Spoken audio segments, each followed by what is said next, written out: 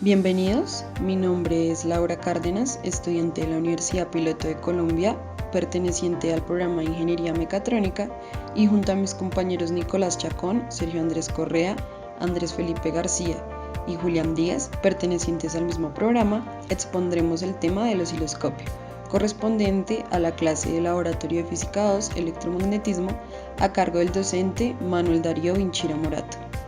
Comenzaremos hablando sobre qué es un osciloscopio. Para comenzar, nosotros sabemos que en la naturaleza existen ciertas ondas que se mueven, como por ejemplo el océano, las olas del mar, el sonido, los latidos del corazón, y todo ello generan fenómenos que son invisibles a simple vista para los seres humanos. Sin embargo, existen algunos sensores que convierten estas fuerzas en señales eléctricas, principalmente en voltaje, que se pueden observar y estudiar en un osciloscopio.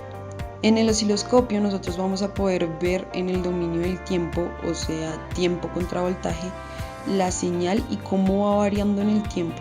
Es importante aclarar que los osciloscopios no están limitados a la electrónica como muchos creen, sino con el sensor adecuado se puede ver cualquier tipo de fenómeno que cambie a través del tiempo, y esto le permite a los ingenieros, técnicos o científicos poder ver las señales, medirlas y corregirlas en caso de ser necesario.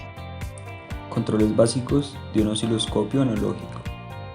Se clasifican en controles de visualización, sistema vertical, sistema horizontal, sistema de disparo y conectores. Control de visualización. Intensidad. Se trata de un potenciómetro que ajusta el brillo de la señal en la pantalla. Encontramos también focus o el enfoque. Se trata de un potenciómetro que ajusta la nitidez del haz sobre la pantalla. Se retocará dicho mando para una visualización lo más precisa posible. Rotación del haz, o también conocido como TR. Es una resistencia ajustable actuando sobre una bobina que nos permite alinear el haz con el eje horizontal de la pantalla. Para su ajuste se puede utilizar un perillero. Posición vertical. Este control consta de un potenciómetro que permite mover verticalmente la forma de la onda hasta el punto exacto que se desee. Posición horizontal. Este control consta de un potenciómetro que permite mover horizontalmente la forma de onda hasta el punto exacto que se desee. Cuando se está trabajando con una señal, el punto normalmente elegido suele ser el centro de la pantalla. Sistema vertical. Conmutador.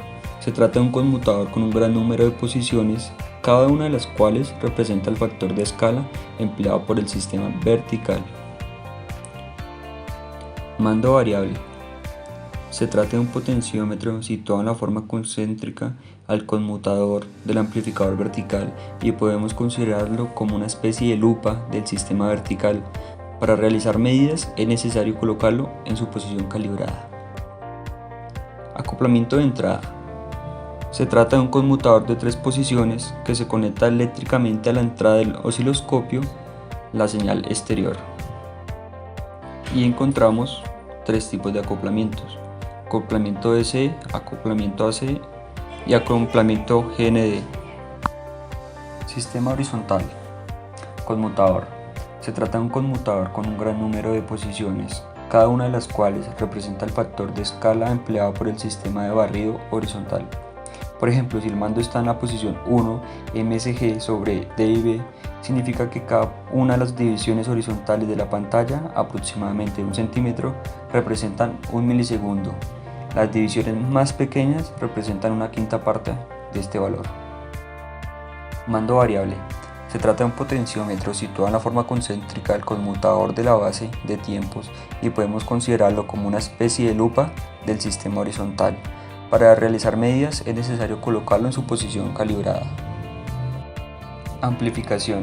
Este control consta de un pequeño conmutador en forma de botón que permite amplificar la señal en horizontal por un factor constante. Se utiliza para visualización de señales de muy alta frecuencia. X y Y.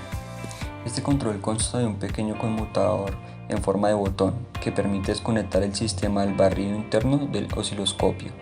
Nos permite visualizar curvas de respuesta a las famosas figuras de Lisa House, útiles tanto para las medidas de fase como de frecuencia. Sistema de disparo. Tenemos el automático o el normal. Automático, que indicará que se realizará una selección automática del nivel de disparo. Normalmente es el cruce por cero de la señal. Esto implica que siempre se hará un barrido aún sin señal externa. Esta es la posición normal para comenzar a trabajar con el aparato.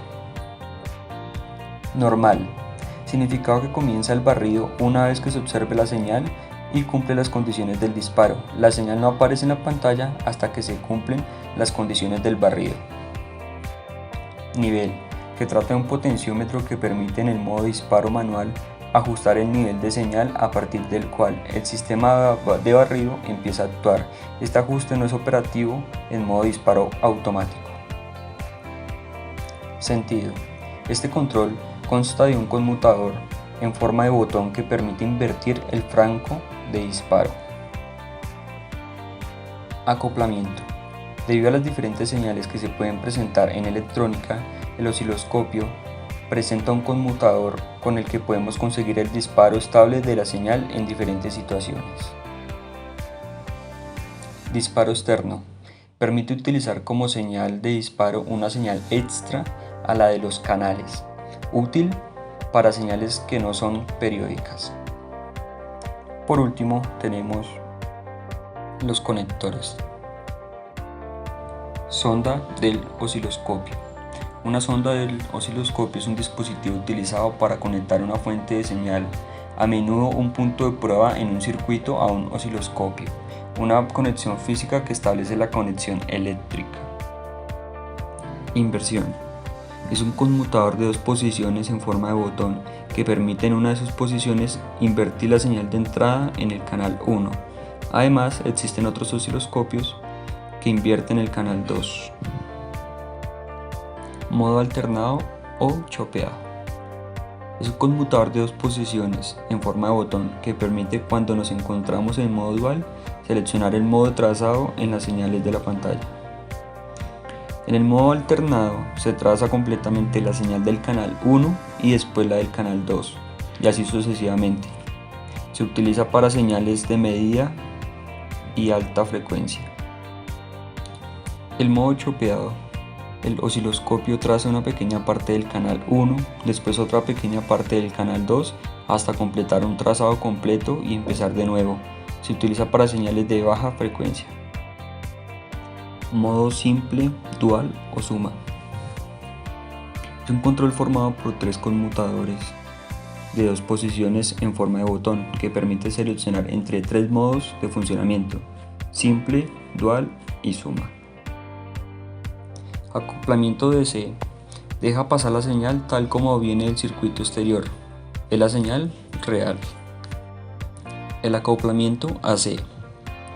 Bloquea mediante un condensador la componente continua que posea la señal exterior. El acoplamiento GND. Desconecta la señal de la entrada del sistema vertical y lo conecta a masa, permitiendo situar el punto de referencia en cualquier parte de la pantalla, generalmente en el centro de la pantalla cuando se trabaja con una sola señal. Los pasos básicos a seguir para realizar la debida medición del voltaje con un osciloscopio son los siguientes. En primer lugar, se debe seleccionar la sonda. Por lo general, la sonda que incluye el osciloscopio funciona bien. Si quieres medir un voltaje muy bajo, se selecciona la atenuación de la sonda 1X. De otra manera, se selecciona la atenuación de sonda X10, como se ve en la imagen. Como segundo paso, se debe conectar la sonda y encender el osciloscopio. Esta conexión va de la sonda al canal 1 y procedente a esto se debe encender. El tercer paso es probar la sonda. Por lo general, los osciloscopios tienen un generador de frecuencia interna. Este generador se encuentra normalmente en la parte frontal inferior y se identifica como dos piezas de metal que sobresalen de la carcasa del osciloscopio, como se ve en la imagen. Por último, se deben conectar las puntas de la sonda en sus lugares correspondientes y la señal se debería proyectar en pantalla. Finalmente, puedes mover las perillas del sistema vertical y horizontal para maniobrar la señal alrededor de la pantalla. Debes intentar aumentar y disminuir la escala de tiempo y voltaje. Ya por último, enfoca la señal y si necesitas, usa la perilla y los botones de trigger o disparador. Diferencias entre un osciloscopio y un multímetro. Existen tres diferencias principales entre estos dos aparatos de medición, las cuales son: 1. En el osciloscopio se puede ver una gráfica aparte de los datos numéricos, pero en el multímetro solo se obtienen datos numéricos. 2. La exactitud es mayor en el osciloscopio que en el multímetro. Y 3, que esta es la más importante, el osciloscopio tiene una conexión directa a una tierra física, mientras el multímetro tiene una entrada flotante. ¿Esto qué quiere decir? Que con el osciloscopio toca tener en cuenta la polaridad del circuito a medir, es decir, la ubicación de la tierra de este, ya que si no se tiene en cuenta se pueden tener datos mal o se puede dañar el osciloscopio, mientras que con el multímetro esto no es importante, ya que se puede medir en cualquier polaridad. Estas son las diferentes cosas que pueden medir estos dos aparatos de medición: osciloscopio, voltaje AC/DC, frecuencia, ciclo de trabajo, polaridad DC, rizo en líneas de alimentación, voltaje pico a pico. En el multímetro, voltaje AC/DC, corriente AC/DC, resistencia, diodos y temperaturas. Nos damos cuenta que la única cosa que comparten en común estos dos es el voltaje AC/DC. Por ello es importante tener ambos aparatos de medición a la mano para poder tener la capacidad de medir más cosas. Aplicaciones. Existe una gran variedad de usos para el osciloscopio. En primera instancia se hablará de los usos generales de este elemento y más adelante hablaremos de los usos un poco más específicos. El osciloscopio sirve para determinar directamente el periodo y voltaje de una señal. El periodo es el tiempo necesario que requiere una onda para pasar de un punto a otro. Sirve también para determinar indirectamente la frecuencia de una señal, es decir, el número de repeticiones por unidad de tiempo. Sirve para determinar qué parte de la señal es corriente directa y cuál es corriente alterna. Sirve también para localizar averías o errores en un circuito a través de la continuidad. Sirve también para medir la fase entre dos señales, que es la diferencia de tiempo entre dos ondas. Esto viéndolo como un elemento de uso para un propósito general, y a continuación vamos a describirlo como un elemento para propósitos específicos que puede ser usado en campos que van desde la medicina hasta la industria y pasando por supuesto por amplia gama de usos científicos que van desde la física hasta la biología. En la medicina tenemos el electrocardiógrafo, electroencefalógrafo, medición de presión arterial y venosa, medición de ritmo respiratorio, electromiógrafo, que es la actividad eléctrica del tejido nervioso. En el ámbito de las radiocomunicaciones, permite analizar espectros, medidor de modulación, medidor de frecuencia y pruebas de línea de transmisión. En instrumentación electrónica sirve para medir la amplitud, frecuencia, fase y distorsión de señales eléctricas. En el campo de la navegación sirve como un sistema de radar, de sonar, de señalizador y básicamente sistemas de orientación o simulación. En el campo de la física sirve para eventos con corta duración como pulsos de nanosegundos a milisegundos, caracterización de materiales, monitoreo de eventos nucleares y experimentos de espectroscopia. En la industria sirve como un sistema de medición y prueba, como monitoreo de pruebas de control de calidad. Y en otros servicios está la reparación de equipo electrónico y afinación de electrónica automotriz. Bueno, así finaliza nuestra exposición. Espero que haya sido del agrado de todos.